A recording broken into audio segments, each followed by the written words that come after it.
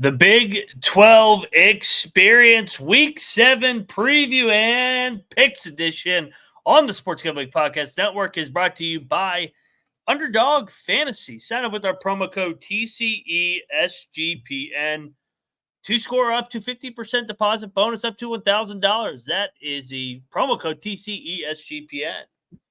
And we're also brought to you by Rhythm. Start crushing football and the NFL with Rhythm. Get your 7-day free trial today by going over to sportsgamblingpodcast.com/rhythm. That is the sportsgamblingpodcast.com/RITHMM today.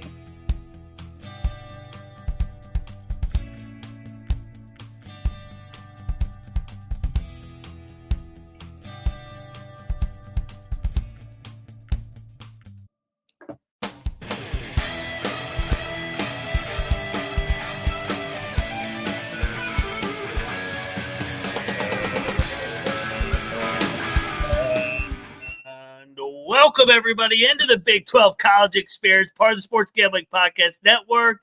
Friday, October the 11th, happy hour. Cheers, everybody. We got a short slate, but we got a loaded slate. The Big 12 Conference race is heating up, and can't wait to preview each and every game, give out our underdog play, give out our lock, dog, round robin, all that good stuff. First off, if you're wondering who you're listening to, I am Moneyline Mac, aka the former video coordinator for Bob Huggins and Frank Martin. And we're talking Big 12 football, so let's bring this man in. He is a walking contradiction, and all his teams are in action because he was born in Provo, Utah. He's got family in Ames, Iowa. He's not rooting for too long, and he lives in Morgantown, West Virginia. Co-host of the Ryan and Rush show, Rambling Rush. What's up, bro? And I got an uncle that went to Arizona State for a bit, and like I said, my dad's from Arizona, so throw those in there now. Hey, I'm actually a little worried about this BYU game against, I see we got David in the chat. Not sure which Wildcats you're referring to. If it's Arizona, boo. But if it's Kansas State, yeah. Looking forward to being back in the studio here soon. Thanks, everyone, for your patience. Surgery's kicked my butt a little bit. But, hey, we're here. Hopefully the bets are good this week. I had trigger point 10 injections into my trap 2 days ago. And that kicked my butt. So hoping I don't feel like I got more stabbing this weekend. We need the good times ahead. So it's going to be an interesting weekend, though. Great weekend. Absolutely. It's going to be a fantastic weekend. Loaded slate everywhere. And new rule in the chat, you can't say Wildcats or Cougars because we got multiple in this league. So, hey, you got to specify if you're an Arizona Wildcat, K-State Wildcat, a BYU Cougar, a Houston Cougar. We got all these damn animals, but Mountaineer will kill them all. Let's go. Third man in the booth. You guys know him as he's always fighting a family civil war, whether in Stillwater, Waco, Fort Worth, all the way to Orlando, up to Cincinnati, out west of Tucson. He is the Big 12 guru, a.k.a. the green moment weed growing. Troy Chewning, what is going on? Are you paying players still? I can't believe Colorado didn't make one that just said, like, we pay players more. I think that would have been a good lean into it or whatnot. You didn't pay enough to bat down the Hail Mary. I can tell you that. We must be spending it on basketball. I mean, that's got to be the only explanation, right? I feel kind of like Colby Dant start off the show right away with a story, but hanging out at Capital One last night for the Caps 50th franchise anniversary, and they've got, I don't know, it was probably 50 or 60 of some of the older players that they had back in the building. We're getting ready to leave, and we're down on the ice level, so we're going over to the elevator and get to see Ove walk by and say good luck on Saturday night to him, and got to see Oshie and Backstrom and their families. Asked Oshie if we're going to play at River Bend Country Club.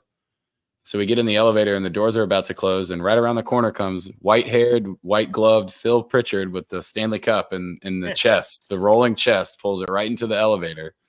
Right there hanging out with the cup. So hopefully that's a sign of a good weekend coming up. I feel like it's a solid weekend. Absolutely. Shout out to the 2018 Caps. Is that the year they won? 18 Caps. 2019. Yep. 2019 Nats, 2018 Caps, 2023 Washington Reds, or 2024 Washington Redskins Super Bowl champion. So, yeah, let's go. DC on the way up in 2069 Washington Wizards /Bullets. So that's enough talking pro sports. Let's talk Big 12. But first, well, fuck, man. I feel like this is a repetitive statement, but areas are getting hammered left and right by the Hurricanes lately. So get on over there and help us help out the people of North Carolina that got absolutely ambushed by Hurricane Helene. SGPN has teamed up with the local charity mountainprojects.org to help give back. The biggest donation will get a guest spot on the College Football Pick Show and a ton of gear. Go over to mountainprojects.org to hit flood support. Help out today. Thank you very much for whatever you can give.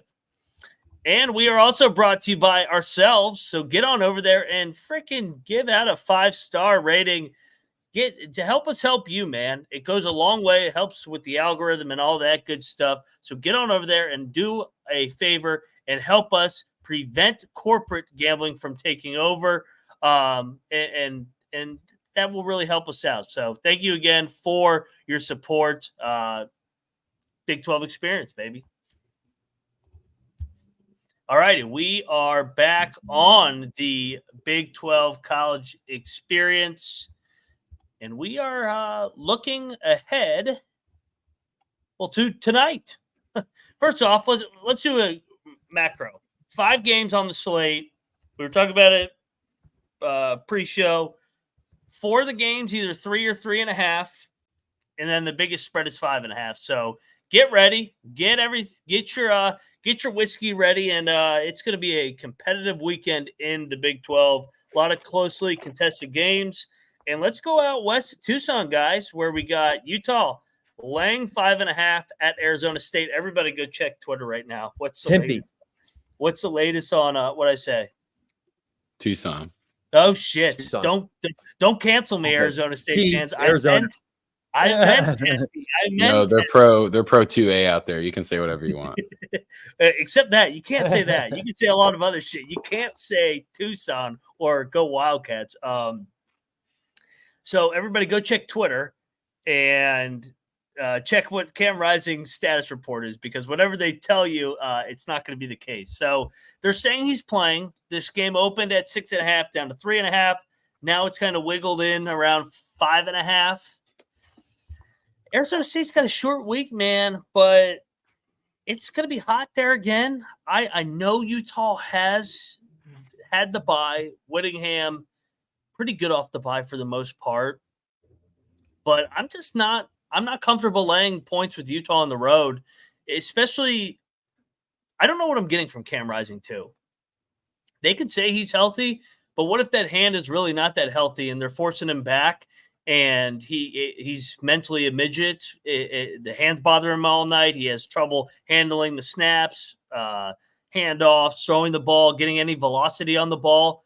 I think he's still compromised, and I think mentally he's compromised just from all his injuries.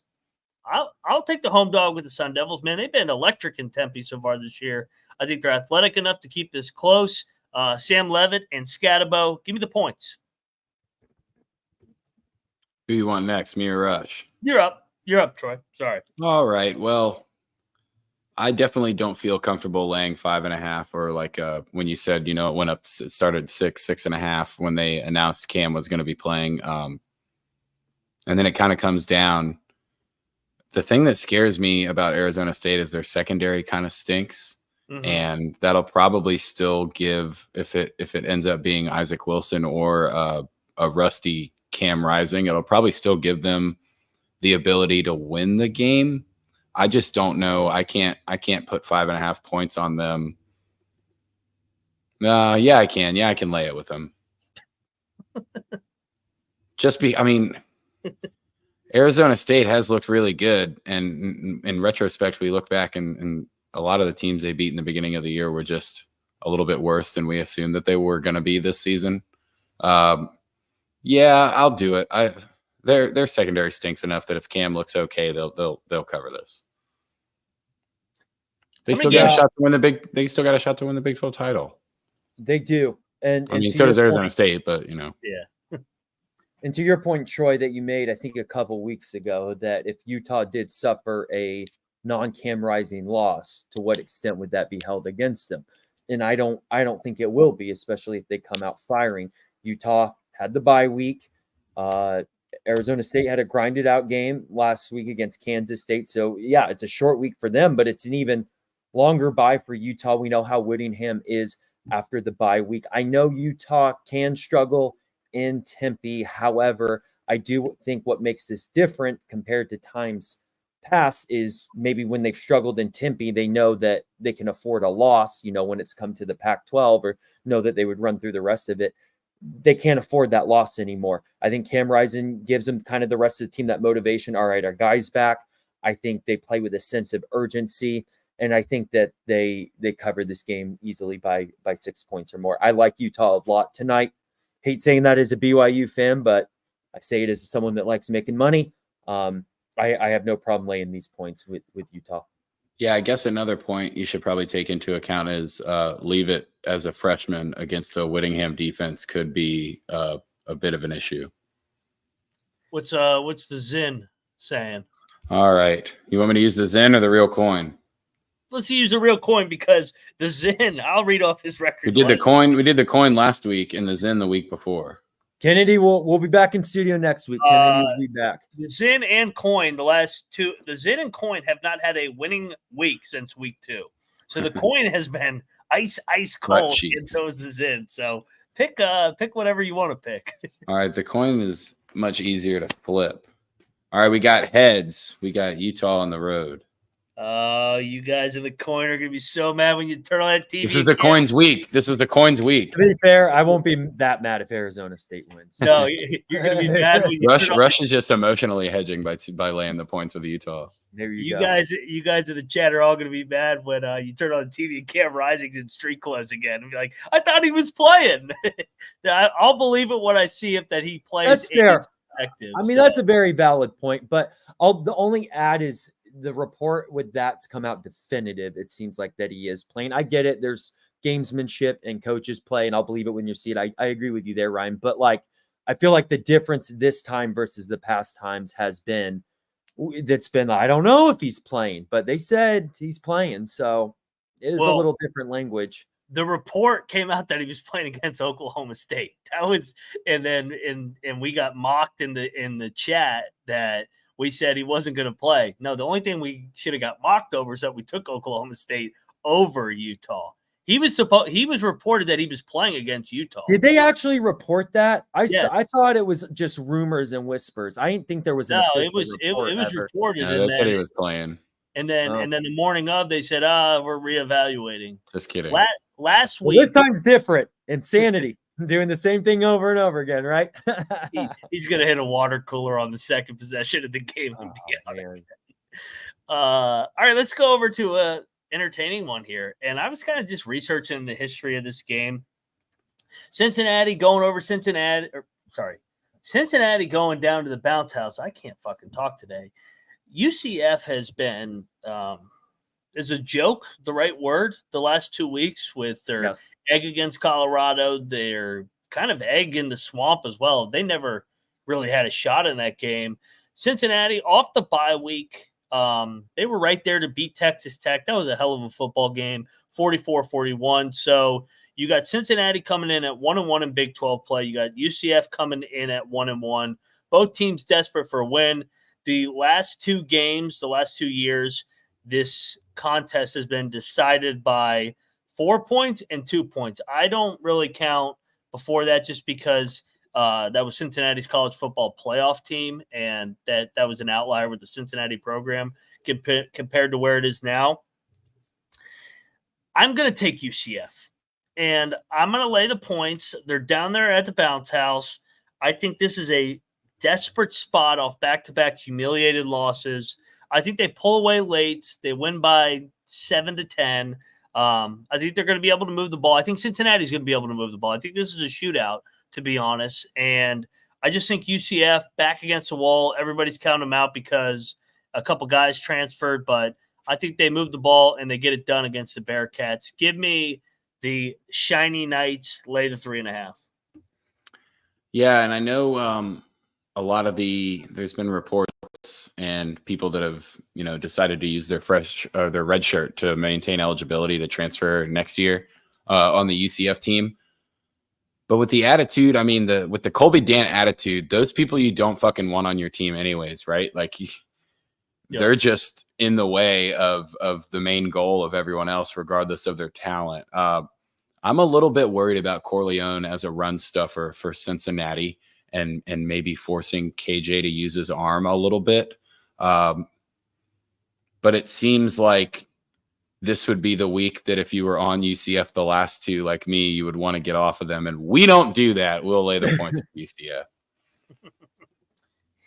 Yeah, and this game's at UCF, and it's, we know what's happened this week. Obviously, our first advertisement with helping those who've been victims of hurricanes. And it's great work by SGPN. Quick side note, and definitely donate if you can. I think there's a lot of momentum and motivation that can come from something like that. I think UCF really needs this. I think what we know in the Big 12, the betting strategy with the Big 12 is whichever team has their back against the wall the most, bet on them.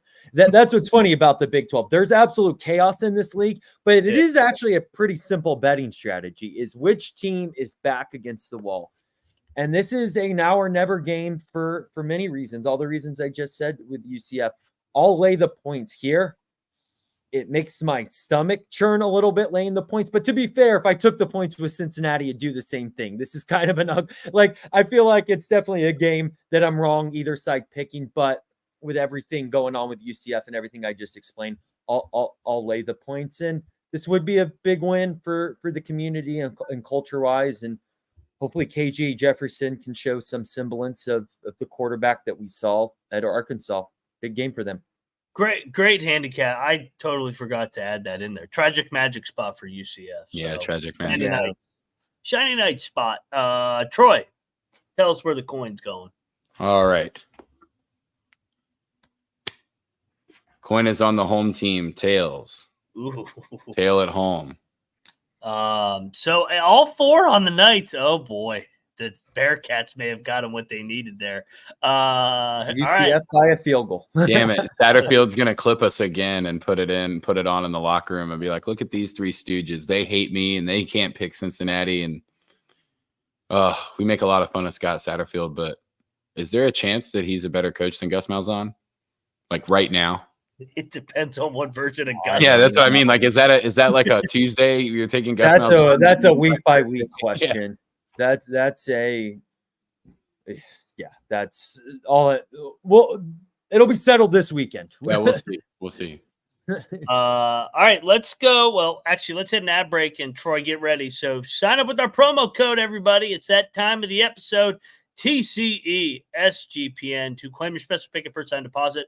Offer up to $1,000 in bonus cash. That is the Underdog Fantasy promo code TCE SGPN. Troy, we didn't get home last week. We're getting close. Where are we going this week? Got a Friday night special where we're sticking to this Utah-Arizona State game tonight. Okay. We're going higher on Sam Levitt's rushing yards at 30.5. So Levitt over. I like that. Over higher. We're going higher on Cam Scatterbo, rush or reception TD, which Cam's been pretty automatic on those. Yep. And then we're going higher with Money Parks, the Utah wide receiver, on rush and reception TDs. At both of those are just a half. And what? What did you say? You said higher than half. What? Rush or reception for Money Parks. Okay, rush or reception TD. 8.7x, baby. 8.7x. Get on over there. Use our promo code TCESGPN so you get your best bang for your buck. First time deposit offer up to $1,000. Bonus cash. Underdog Fantasy. Promo code TCESGPN.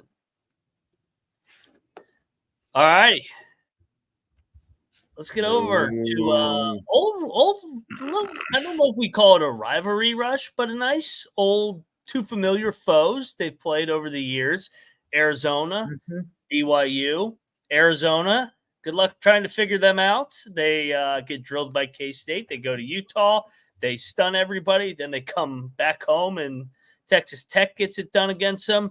BYU flying high 5-0.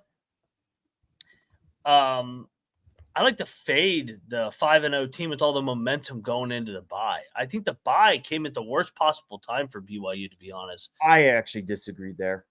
I've seen this over the years, like West Virginia last year, 4-game win streak, bye week, then come out and you're struggling to find your momentum again. I like Arizona. I think they're going to be able to move the football.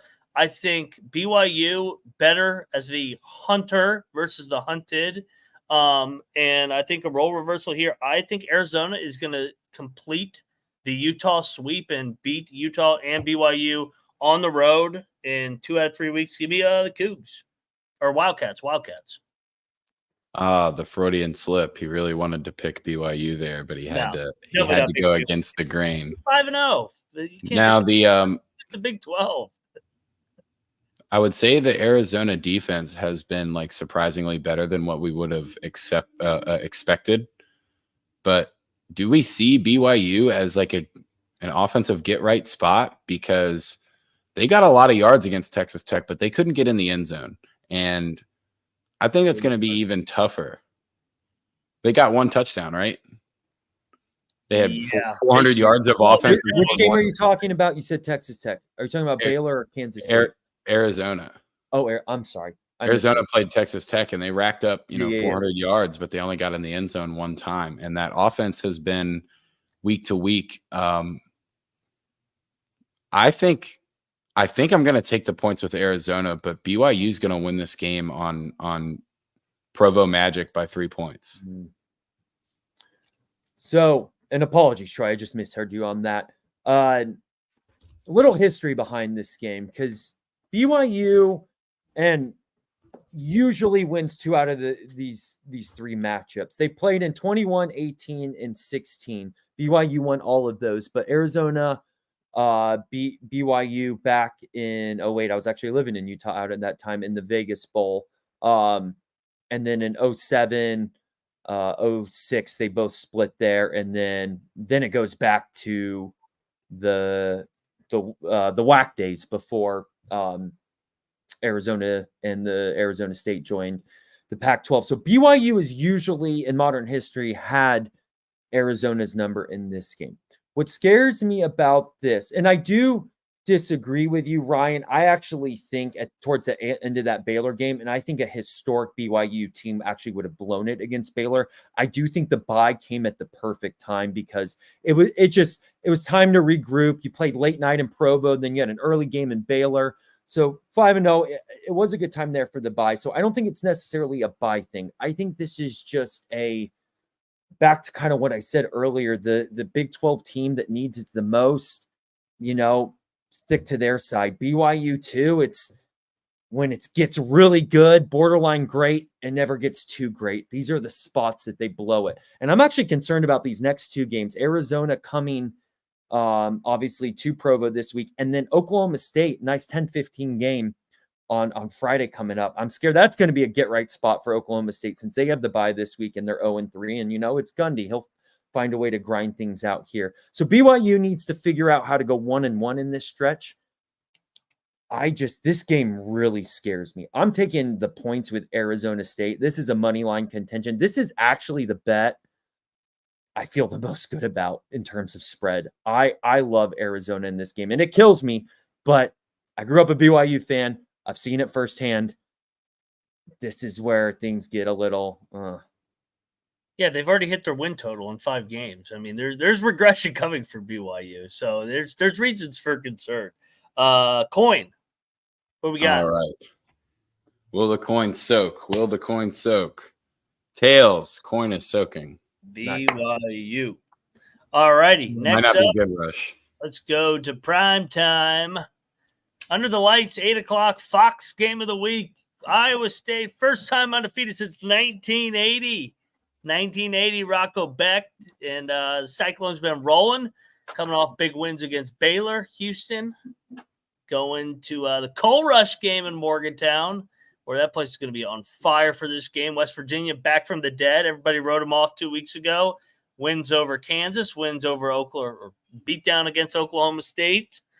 Getting 3 at home in the black uniforms. Rocco Beck's dad's getting honored at halftime. as a great West Virginian. Dude, you know what to do here, everybody. Iowa State's been on every playoff graphic all week. Iowa State is themselves. They're the first time undefeated since 1980. They're going into Morgantown. Get out of here. West Virginia outright. Easiest game on the slate. Yeah, we've seen Iowa State score a lot of points at home for the last few years and then struggle. That offense just doesn't quite kick into full gear on the road all the time. But this is an easy handicap. Those all black jerseys are sick. West Virginia money line. Yeah, black jerseys are really clean here.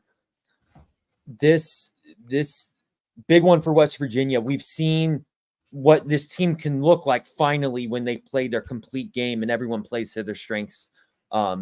Last week against Oklahoma State, or was that 2 weeks ago? All my weeks are blending together. Post surgery. It was 2 weeks ago because we came off the bye. You got to keep this going. Iowa State hasn't seen a dynamic team like West Virginia. Yeah, they played Iowa, and obviously Iowa, they got Big Ten players. They got corn-fed boys. I'm not saying that West Virginia is better than Iowa. I'm just saying that they're more dynamic and have a different skill set than Iowa. Iowa State's schedule's been a little soft besides that Cyhawk, as I was just saying. You got to worry about Neal Brown against a ranked team in prime time, but I think this is where he gets over the hump. I'm with you, Ryan, not just the fan bias. I feel really good about West Virginia in this game. I have no problem taking these points. Coin. All right. You got to fade the playoff bracket. That's the Big 12 system play. Yeah. Coin is on tails. 4-way West Virginia pick. Oh, man. All Mountaineers. What could go wrong?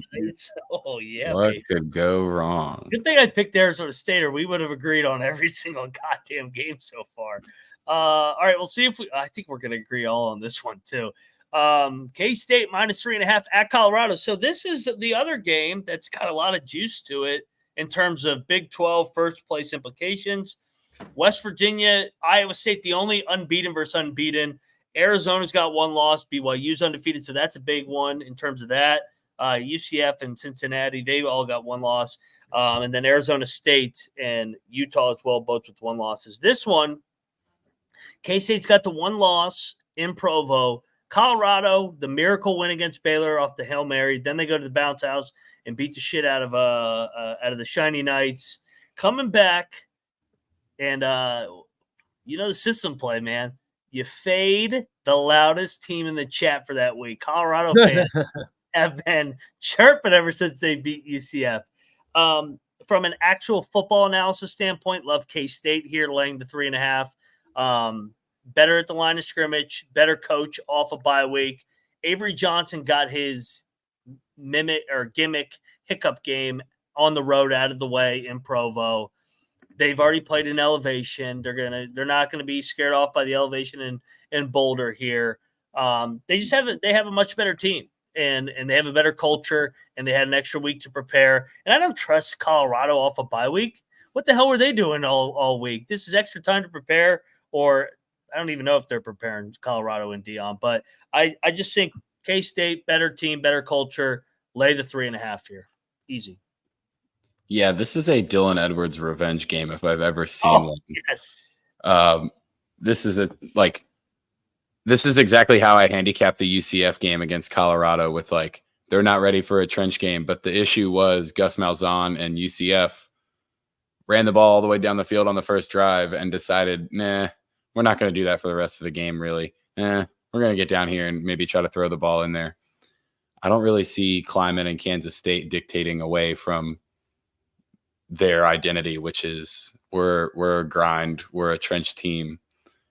And I think they make sure that Dylan Edwards looks good back at Folsom Field for the first time since transferring out. Kansas State definitely more disciplined, definitely not going to make when it comes to detail-oriented, that's where Kansas State is going to have a huge advantage. The 3.5 is scary, though. It seems kind of telling that Colorado might stick around for a little bit longer. But I would almost, I'm gonna lay the 3.5, but I would almost think about first half and total game spread, parlay the two together, and Kansas State just kind of keeps their 7 to 10 point cushion throughout this whole game very methodically. Yeah, I know what you're saying, that you worry that it's a 3.5 spread, Troy. I think Kleiman game manages the hell out of Colorado. Don't be surprised if this is like tied 17-17 or something at half, and then Kleiman just comes in and takes over in the second half. Obviously, Kansas State controls the trenches. I think Kansas State, what happened in Provo, they ended up crushing Oklahoma State after, I'm aware, but I think we still kind of have that bad taste in our mouths from that beatdown in Provo by Kansas State. And I think they've had a week to sit on that. And I think it bothers them. I think because Kansas State enters the bye, I know both of them entered the bye, but one, feeling high, feeling good about themselves. One team being like, we have a lot of work to do. This is that Kansas State. Guys, don't forget, we're supposed to be winning the Big 12 this year. Like, yeah, weird things happen at Provo at night. That game's an outlier. We're back, sort of thing. This is a Kansas State we're back game. No doubt about it. Feel really good about it. No problem laying these 3.5 points.